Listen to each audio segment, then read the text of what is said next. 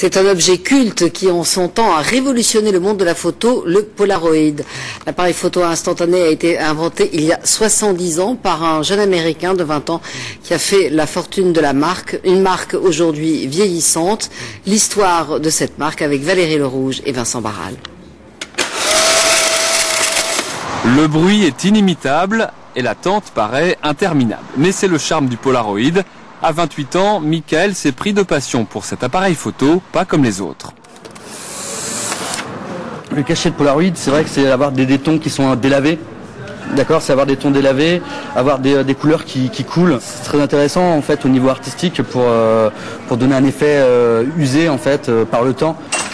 À défaut d'avoir connu la grande époque du Pola dans les années 70, Michael rattrape le temps perdu en rachetant des appareils sur Internet, une vingtaine sur ses étagères. À l'époque, on a eu le plus grand modèle, le modèle grand public qui était présent dans toutes les familles, le Polaroid 1000. Ensuite, alors il y a eu ce modèle américain qui est le Big Shot, qui est vraiment un appareil de collection, qui celui-ci est avec une visée télémétrique et qui était utilisé par Andy Warhol pour faire ses portraits. Pour séduire un maximum de clients, la marque américaine a multiplié les modèles et les gadgets, comme cet appareil sonore qui garantit les sourires.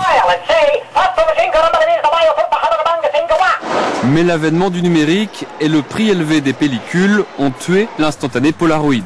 Les 2 dernières usines viennent de fermer aux États-Unis. La marque, elle, s'est reconvertie et elle s'apprête à lancer un nouveau procédé photo aussi révolutionnaire que celui des années 70. C'est une nouvelle imprimante qui fera la taille du...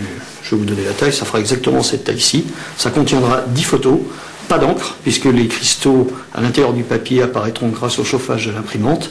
Et nous lancerons ça au mois de juin, et ça remplacera l'ancien Polaroid. Le fabricant promet que sa future machine pourra aussi faire des clichés craquelés et des couleurs surréalistes pour les nostalgiques.